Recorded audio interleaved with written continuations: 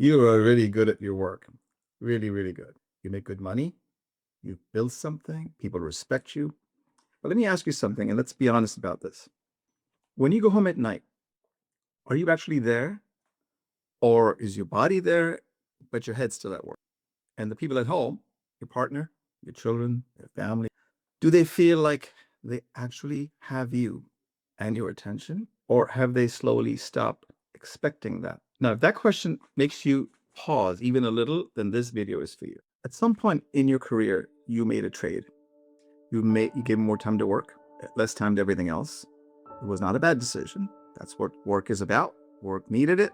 The career was growing. So you took the early calls. You took late night calls. You traveled when it was inconvenient. You missed many dinners, probably like me, many school events. And you missed some quiet time and quiet evenings with your loved ones. Now you told yourself this is temporary. Once things settle down, I'll be more present. I know this goes with the cycle of life, and we all identify with early stages of life, school, college, etc. And then we have the career and the job, and it just seems to be how we were conditioned. But things never, settle down. You told yourself this is temporary. Once this will happen, I'll be more present. But things don't work like that. And at home, something quiet was always happening though. Your partner stopped sharing certain things with you not because they stopped caring for you, but because they figured you were not really available for those times or those conversations anymore, unintentionally, of course. And your kids started handling things on their own, not because they were fine without you, but because they got used to a version of you that was always busy, a little busy here, a lot more busy there, always a little somewhere else. No big fight, no dramatic moments, just a slow, quiet gap that grows little by little each day and every year. So this is what I see time and again with all the people that I coach. Smart, successful, genuinely good people who were so focused on building their careers that they did not notice what was quietly falling apart and all. Let me give you some real data. It was a study done in Harvard. I think it was a 90-year study. They followed the same families across 4 generations. They wanted to know one thing: what actually makes a person feel like their life was good when they look back at the end of it? Here's what they found. The single biggest factor was not money. It was not career success. It wasn't even your health. It was the quality of your close relationships when you were around the age of 50. That one thing predicted everything else: your happiness, your health, even how long you lived beyond that point. So if you're in your 40s or 50s right now, the choices you're making about your relationships, even now, right now, this year, say, those choices are shaping how the rest of your life is going to feel. And that is not some soft idea here. That is 90 years of data. There's one more thing I want you to be aware of this. Scientists at UCLA found that when a person feels left out or ignored by someone they feel close to or that they love, the brain reacts the same way it reacts to physical pain. Not something similar to pain, the exact same part of that brain, it's the same reaction. So when your partner feels invisible to you and your child feels like you're never there, really never there, that's just not an emotional feeling for them. It is pain. It is real pain. And most of us walk around not realizing the people we love most are quietly feeling it. See, I learned this the hard way. 11 years ago, this month, I lost my wife to cancer. We had 3 years from her diagnosis to her end. Those 3 years changed me completely. When you're watching the clock run out on someone you love, you stop being confused about what matters in life. It becomes crystal clear, very fast. I have spent the last several years coaching senior leaders, and the question I bring into every conversation is the one that those 3 years taught me and gave me. Are you building a successful life or a meaningful one? I'm going to repeat this. Are you building a successful life or a meaningful one? Because those are not the same thing. And the difference matters more than most people realize until it's too late. Here's why this keeps happening to some very smart people. Your career is set up to get your attention every single day. emails, deadlines, meetings, performance reviews, your phone buzzing at, 6, 7 o'clock in the morning. The work never stops. It's always asking something of you. Your personal life, however, is not set up that way. Your friends are just going to slowly stop calling because you're busy. The signals from home are going to be quiet, right? The signals from work are always going to be loud. So naturally, without even thinking about it, you respond to the loud ones every single day. And you've been doing that for years. And the quiet ones just keep getting quieter. See, there are 3 reasons this happens. The first reason is feedback. Let me explain what I mean. Work tells you how you're doing every week, sometimes every day. The boss calls you, a deal closes, or you lose a deal, or a review lands. You can see the results, good or bad. On the other hand, home tells you how you're doing maybe every 5 years, 10 years, even 15 years. And usually by that, the damage is already done. Second reason is urgency. Work creates deadlines. Your relationships do not. There is no deadline on being a good parent, a good partner, a present partner. So when you're choosing what to do with your time, work always feels more urgent, even when it is not important. And the third reason, very importantly, is that you cannot measure it. Your career has numbers, revenues, profits, losses, salary, growth. You can track it, compare it, improve it. Your relationships do not have a number, my friend.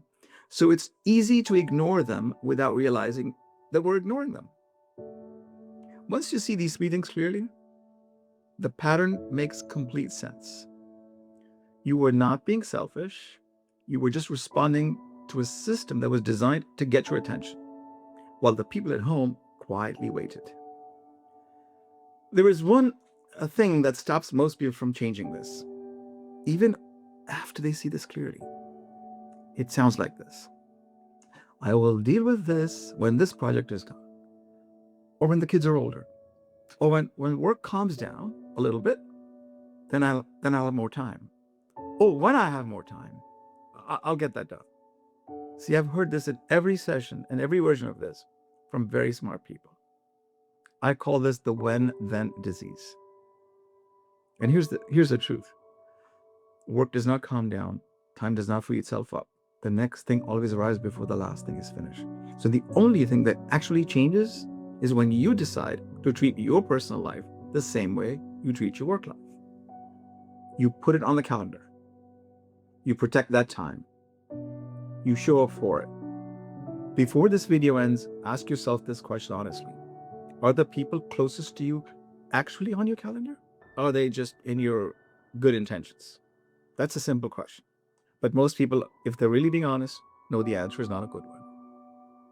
Here is something simple you can start this week. 3 things.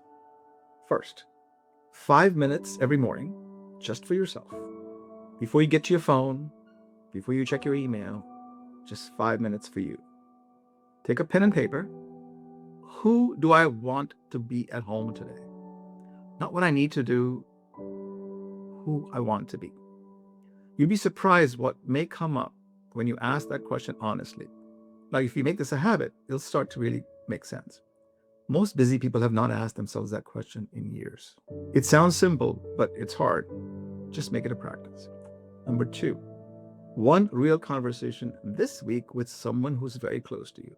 It could be your best friend. It could be your loved one, a partner, child. Not about logistics, not about making plans or schedules, but a real conversation. Phones are off, both of you actually being fully present.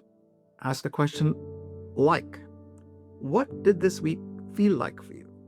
Or what is your plan coming this week? And how do you feel about it? And what are you looking forward to? These are variations of something similar that makes you not talk about plan, or a schedule. But hey, how are you feeling? Not just how are you feeling, but what does this week feel like? What are you looking forward to this week? 15 minutes of this kind of conversation will tell you more about how things are really at home with that person and whoever else is there. More than a whole month of normal day-to-day humdrum life. Try it once and see what happens. And the third thing is a simple check-in with yourself every 3 months. Listen, I didn't say every day, every 3 months.